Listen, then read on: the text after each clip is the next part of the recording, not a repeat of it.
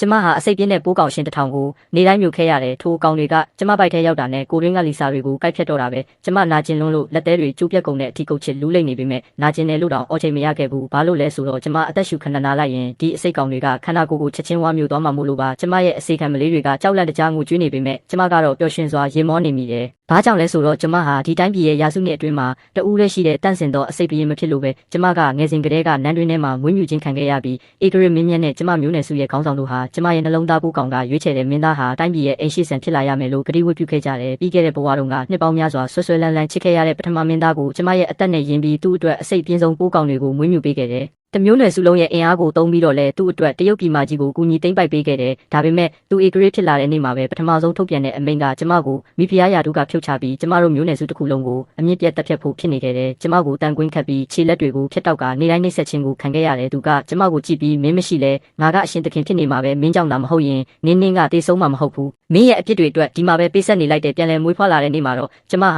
ာနှလုံးသားပိုးကောင်ရွေးချယ်ပွဲကိုရောက်နေခဲ့ပြီးဒီတစ်ချိန်မှာတော့သူ့မျက်နှိုးလာတဲ့ကချီတီမလေးကိုယူပါစေကျမလည်းကံပါလာတဲ့အိမ်တော်ဖက်ကိုပဲယူလိုက်ရင်အားလုံးပြည့်စုံသွားပြီပေါ့ကျမလက်ထဲကနီမျိုးရောင်တစ်တာလေးကိုဖွင့်လိုက်တဲ့အခါနှလုံးသားပိုးကောင်ထွက်ပေါ်လာတယ်နှလုံးသားပိုးကောင်ဆိုတာကျမတို့မျိုးနွယ်စုကောင်းဆောင်အဆက်ဆက်ရဲ့နှလုံးသားတွေးနဲ့မွေးမြူလာခဲ့ရတဲ့တန့်စင်မုံမြက်လာတဲ့တက်ရှိအရာဖြစ်ပါတယ်သူရွေးချယ်တဲ့သူဟာကဘာမြေကိုအုပ်စိုးနိုင်တဲ့မုံမြက်ဖြူစင်သူဖြစ်ရမယ်သူ့ကိုကျမတို့မျိုးနွယ်စုရဲ့နှစ်တရာမှာတယောက်သာရှိတဲ့ကောင်းဆောင်ကပဲနှိုးဆွနိုင်စွမ်းရှိတာပါမင်းသားအပေါင်းတို့နှလုံးသားပိုးကောင်တွေကိုတွေးတဆက်စီချပေးကြပါနှလုံးသားပိုးကောင်ဟာသူရွေးချယ်လိုက်တဲ့သူရဲ့သွေးနဲ့ထိတွေ့ရင်အနီရဲရောင်ဖြစ်ပြောင်းလဲသွားပါလိမ့်မယ်မင်းသားသုံးပါးဟာတယောက်ကိုတယောက်ကြည့်လိုက်ကြပြီးလောဘဇောတွေပြည့်နေကြတယ်ပထမမင်းသားမရောက်သေးလို့ကျွန်တော်တို့အရင်စမ်းသပ်ဖို့မသင့်တော်ပါဘူးလို့ပြောတော့ဧကရမင်းမြတ်ကဒေါသတကြီးနဲ့ဒီလိုအရေးကြီးတဲ့နေ့ကိုတောင်သူကနောက်ကျဝင့်နဲ့သူ့ကိုစောင့်စရာမလိုဘူးအခုချက်ချင်းစတင်စေလို့အမိန့်ပေးလိုက်တယ်မင်းသားတွေဟာလက်ညှိုးကသွေးကိုနှလုံးသားပိုးကောင်ပေါ်ချလိုက်တော့ဒုတိယမင်းသားရဲ့သွေးဟာပိုးကောင်ရဲ့အနာသက်လေးတွေပဲခက်ဖြော့နေသွားတယ်ဒုတိယမင်းသားဟာစိတ်ထားကောင်းပေမဲ့အရေးချင်းအနှဲငယ်လိုအပ်သေးတာကြောင့်ကျူးကျော်သူတွေကိုနှိမ်နှင်းမအုပ်ချုပ်နိုင်သေးဘူးကျန်တဲ့မင်းသားနှစ်ပါးလည်းပိုးကောင်တွေခက်ဖြော့နေုံကလွယ်လို့ထူးခြားမလာခဲ့ဘူးမင်းသားသုံးပါးစလုံးစိတ်ထားကောင်းပေမဲ့ထူးခြားမလာလို့ကျမအနှဲငယ်အံ့ဩသွားမိတယ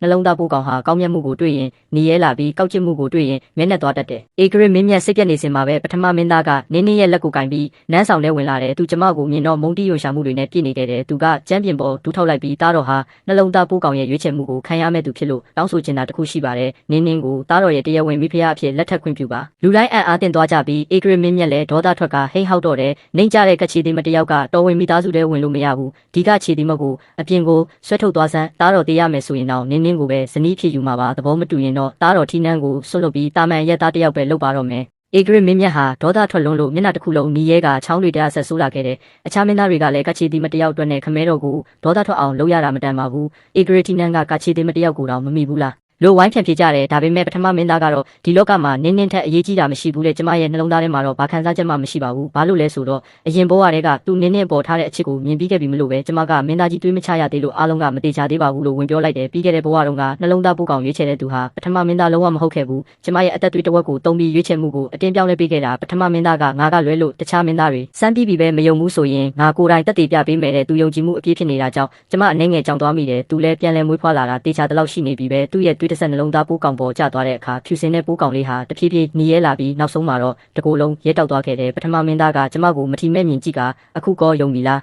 ားငါမင်းကိုလုတ်တော်နေရပေးလို့ရပါတယ်ဒါပေမဲ့ငါရဲ့တရားဝင်မိဖုရားကတော့နင်းပဲဖြစ်ရမယ်တဲ့မိဖုရားကြီးကသူမရဲ့သားဘက်ကကူပြီးနှလုံးသားပိုးကောင်ရွေးချယ်တဲ့သူကပဲအိမ်ရှိဆန်ဖြစ်ရမယ်ဆိုတော့စိတ်ပြင်းမှကိုတော့ခဏစိတ်နာကျင်အောင်လုပ်ရတော့မှာပေါ့လို့ပြောတယ်ထိုအချိန်နင်းကချက်ချင်းပဲတနာစရာကောင်းအောင်ငိုယိုပြီးမင်းသားကြီးရဲ့မြတ်တာကိုရတာတင်ကန်ကောင်းလာပါပြီဘာယာတူးမှမလို့ခြင်းပါဘူးကျမကအဆင့်တန်းနှင်းကြသူမို့အမတော်နဲ့လူဖို့မဝင်ရဲပါဘူးလို့ပြောတယ်ပထမမင်းသားကဂယုဏတက်သွားပြီးမျက်ရည်တွေကိုတုပ်ပေးကကျမကိုဒေါသတကြီးနဲ့အော်တော့တယ်မင်းကအဆင့်တန်းကိုအာကိုပြီးအားနေသူကိုအနိုင်ကျင့်ကျင်နေတာလားကျမဘာမှမပြောရသေးခင်မှာပဲကျမကိုအပြစ်သားအဖြစ်စီရင်ချက်ချလိုက်ပြီးကျမခက်ပြုံလေးနဲ့ဧကရစ်ကိုမင်းသားကြီးနဲ့မိန်းကလေးတို့ကအချစ်ကြီးလာတာမို့ကျမမျိုးမကသဘောတူပါတယ်ပထမမင်းသားကကျမရဲ့သဘောထားကြီးမှုအပေါ်အနှဲငယ်အံ့ဩသွားပုံရတယ်ပြီးခဲ့တဲ့ဘဝတုန်းကနင်းကြောင့်ကျမတို့ခဏရန်ဖြစ်ခဲ့တာကိုဒါပေမဲ့ဒီတစ်ချိန်မှာတော့ကျမဒီချစ်သူနှစ်ဦးကိုတေချာပေါက်လက်စားချေပေးမှာပါထိုအချိန်မှာပဲပိုးကောင်ရဲ့အနာသက်တွေကနေတဖြည်းဖြည်းမြင့်တက်လာတာကိုမြင်လိုက်ရကျမပြောမလို့လှုပ်တုံးနင်းကကြားဖြတ်ပြီးမင်းသားကြီးကျမကောင်းတွေအနဲ့ထိုးတယ်လို့ပဲတိတ်ကိုကြိုက်လာတယ်တဲ့ပထမမင်းသားလည်းပြတလဲနဲ့နင်းကိုပွေ့ချပြီးနန်းဆောင်တဲကထွက်သွားတာများဧကရစ်ကိုတောင်နှုတ်ဆက်ဖို့မေ့သွားခဲ့တဲ့အထိပဲအရင်ဘဝတုန်းကနင်းကဧကရစ်ကတင်ပေါ်ကိုတက်ပြီးမိဖုရားနေရာလူဖို့ကြံစီခဲ့တယ်ဒါကိုမိဖုရားကြီးကသိသွားတဲ့အခါလက်စဖြောက်ပြီးသူ့တန်ဟောင်းနဲ့ပြစ်လိုက်တယ်ဒါပေမဲ့မင်းသားကြီးကဒါကိုမသိပဲနင်းရဲ့တေဆုံးမှုကိုကျမအပြစ်လို့ပုံချခဲ့တယ်ကျမဟာလုံးဝမင်းနဲ့သွားတဲ့နှလုံးသားပိုးကောင်ကိ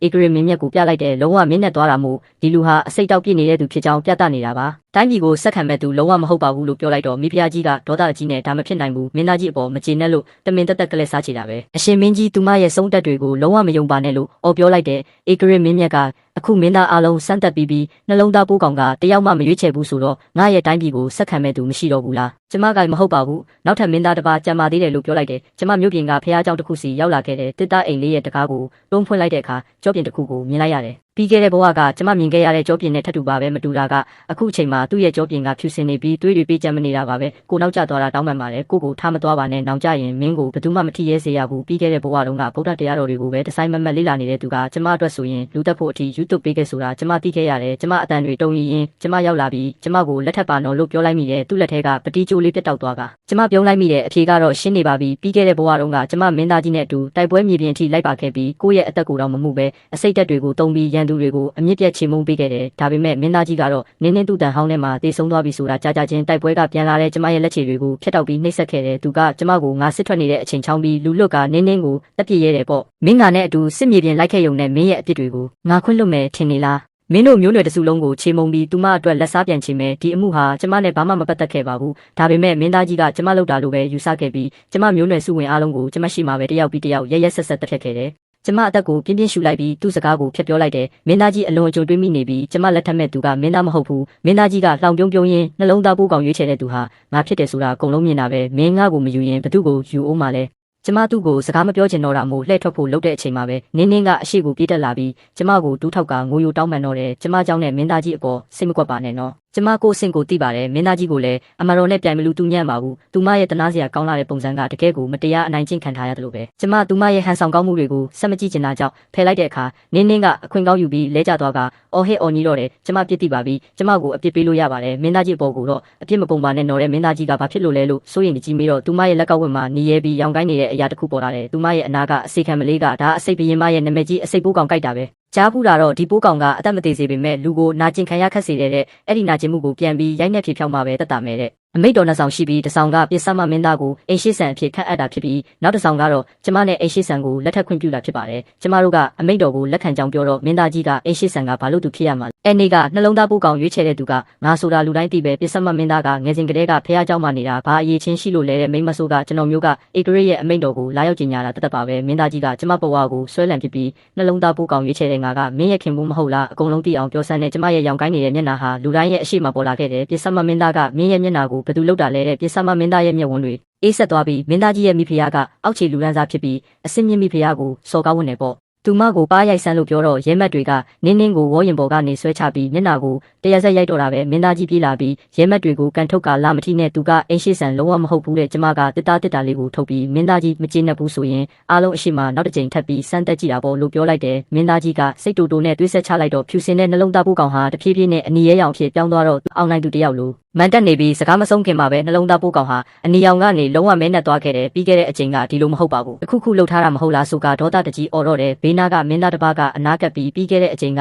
အကိုတော်ထွက်သွားပြီးမကြခင်မှာပဲနှလုံးသားပိုးကောင်ကအမဲရောင်ပြောင်းသွားခဲ့တာကြောင့်ခမဲတော်ကအကိုတော်ကိုအိမ်ရှိဆန်ဖြစ်အမိတ်မချခဲ့တာပေါ်လို့ဝင်ပြောရှာတယ်ပြီးခဲ့တဲ့ဘဝတုန်းကနှလုံးသားပိုးကောင်ကမင်းသားကြီးကိုရွေးချယ်ခဲ့တာအမှန်ပဲအဲ့ဒါကကျမရဲ့အသက်တဝက်ကိုယင်းပြီးနှလုံးသားပိုးကောင်ကိုအတင်းအကျပ်စေခိုင်းခဲ့လို့ရလာတဲ့ရလက်ဆိုတာ तू မသိခဲ့ဘူးပြစ်စမမင်းသားကတွေးတဆက်ကိုနှလုံးသားပိုးကောင်ပေါ်ချပြလိုက်တော့ချက်ချင်းပဲတွေးလို့ရဲတောက်သွားခဲ့တယ်ပြီးခဲ့တဲ့ဘဝကောဒီဘဝမှာပါနှလုံးသားပိုးကောင်တကယ်ရွေးချယ်တဲ့သူဟာပြစ်စမမင်းသားပဲဖြစ်တယ်ဧကရစ်မင်းမြတ်နဲ့ကျမကတော့ဒါကိုအစကတည်းကသိထားပြီးသားပါထိုနေ့ကကျမဧကရစ်ကိုအမှန်တိုင်းလျှောက်တင်တော့မင်းကြီးကအငယ်ဆုံးသားတော်ဟာဖះเจ้าမှာနေခဲ့ရပေမဲ့သူကငားရဲ့သားတွေထဲမှာအတော်ဆုံးနဲ့အကောင်းဆုံးဖြစ်ခဲ့တာဒါပေမဲ့သူကနန်းတွင်ရေးကိုမနစ်သက်လို့ထီနှန်းကိုလက်ခံပါမလားလို့စိုးရိမ်နေခဲ့တာဒါပေမဲ့ပြစ်စမမင်းသားကကျမအတွက်ကြောင့်နဲ့ဖះเจ้าကနေလိုလားထွက်လာခဲ့တယ်ပြစ်စမမင်းသားကကိစ္စမရှိတော့ရင်အကိုတော်ရဲ့မိဖုရားကိုခေါ်ပြီးမင်္ဂလာဆောင်ဖို့ပြန်มาတော့ကျွန်တော်နဲ့အိမ်ရှိဆန်မိဖုရားလည်းနန်းတော်ထဲဝင်ရတော့မယ်မင်းသားကြီးကပြီးခဲ့တဲ့ကိစ္စကြောင့်မင်းငါကိုစိတ်ဆိုးနေမှန်းသိပါတယ်အခုချက်ချင်းကနဲ့အတူပြန်ပြီးမင်္ဂလာဆောင်ရအောင်နဲ့ကျမသူ့လက်ကိုခါထုတ်လိုက်ပြီးမင်းသားကြီးကိုတိတ်ခါရှိပါစေအိမ်ရှိဆန်မိဖုရားအပေါ်ဒီလိုလုပ်တာကစီကံနဲ့မညီဘူးထင်တယ်ကျမလက်ထက်ချင်တဲ့သူကအစကတည်းကပြစ်စမမင်းသားဖြစ်တယ်လို့ပြောလိုက်တယ်မင်းငါကိုချစ်လို့အနောက်ကတကောက်လိုက်ခဲ့တာကိုတစ်မျိုးလုံးသိကြတာပဲ